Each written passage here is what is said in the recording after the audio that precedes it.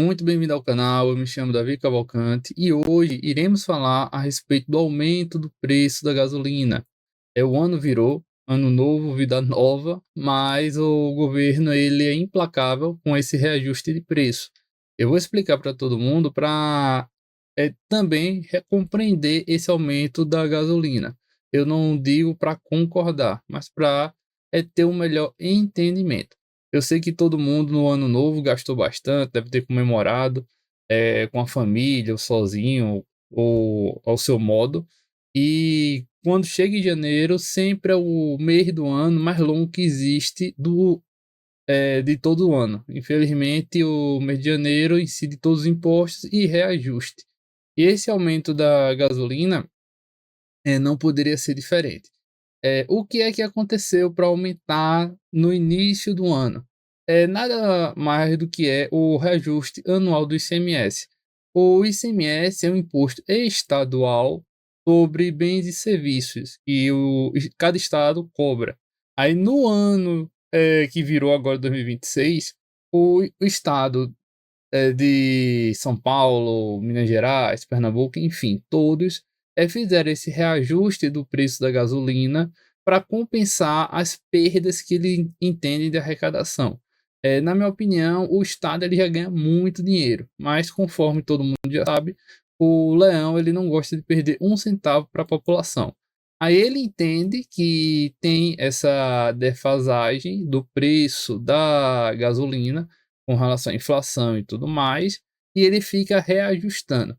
Ó, todo ano tem essa atualização agora, que foi aprovado pelo governo, e o valor foi de um reajuste médio de 6,8 para a gasolina e 4,4 para o diesel. Eu estou trazendo essa matéria daqui para exemplificar melhor para todos vocês com relação a esse aumento. Observe aqui, ó, nessa matéria, ó, sobre gasolina, diesel, gás de cozinha, começa a valer dia 1 de janeiro. Eu tenho certeza que tem muita gente que pode ter abastecido antes da virada do ano, tá combustível até hoje, quando foi abastecer tomou esse susto daí. Quem abasteceu antes já deve ter notado o aumento do preço da gasolina.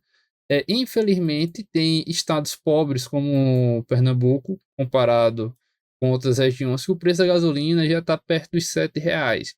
Está 6,70, 6,77 e assim vai. O preço da gasolina e está afetando inclusive a população mais pobre do Brasil, que, querendo ou não, ele tem um impacto reflexo. A pessoa que não tem um carro diz eu ando de ônibus, mas o ônibus é movido a óleo diesel. Se o óleo diesel aumenta, vai ter de aumentar a passagem, vai ter o reajuste e tudo mais. Aqui, ó, também que eu estou pontuando, o gás de cozinha. Todo mundo usa gás de cozinha. Pode ser encanado ou no próprio botijão de gás, mas usa esse gás de cozinha que vai aumentar e vai cair no bolso da população. Ó, aqui a matéria ela apresenta exatamente o que eu já disse, aumento de imposto, ICMS, tributo estadual, mas o que é que eu estou também querendo pontuar? Isso daqui não significa que apenas o Estado é o malvadão que está aumentando. Isso daí foi de comum acordo com o governo federal. Ó, essa decisão é tomada no Conselho Nacional de Política Fazendária, CONFAZ, em setembro do ano passado. O incrível que eu acho é que a grande mídia não divulgou esse aumento que estava programado para 1 de janeiro. Não foi um aumento aleatório e do nada o Estado, ele olhou São Paulo, estou precisando de dinheiro, vou aumentar na virada do ano de surpresa. Não foi, isso aí foi feito em setembro e ninguém comentou. A população agora está sentindo, de certo modo, isso daí já é uma estratégia antiga do Estado, União, município, para aumentar a arrecadação, aproveita a euforia de todo mundo na virada do ano e vai aumentando o percentual do imposto. Aí acontece com o IPTU, ICMS, dentre outros impostos, aí o governo, independente do âmbito, faz isso. E, na minha opinião, é extremamente questionável, principalmente que ele tem a justificativa de repor a inflação que ele mesmo causou. Se o governo ele não atingiu a meta com relação à inflação, isso daí não tem de recair sobre a população. O que eu acho mais engraçado é o percentual do reajuste que a pessoa observa no preço de cada item. A pessoa olha, não, a inflação deu controlada foi na meta, e foi menos de 5%. Mas o incrível é o quê? O aumento na gasolina é 6,8%. Como é que diz que a inflação foi menos de 5% e na reajustando 6,8%? Alguém está errado. Ou o governo federal está mentindo, ou o Estado, junto com o governo federal, está aproveitando esse momento para reajustar acima da inflação. Mas, de qualquer modo, isso daí é o grande pulo do gato que o Estado faz, a União faz. Ela, querendo ou não, se for verdade essa reposição de inflação 6,8%, o governo federal mentiu por meio do IBGE referente à taxa de inflação, que não foi isso. E o outro ponto é o que? Diesel também foi 4,4% de reajuste. Isso aí mostra também que está diferente da inflação divulgada pelo governo. Isso daí tem de ser transparente e não está acontecendo. Aí, são esses detalhes que a população deixa passar despercebido e o governo vai empurrando esse preço daí. Mostrando também o que? A falta de solidez dos dados divulgados pelo governo federal também, e o estadual ele deve ter informação privilegiada a respeito da inflação, principalmente que é uma reunião de todos os estados e a União que define esse aumento de ICMS.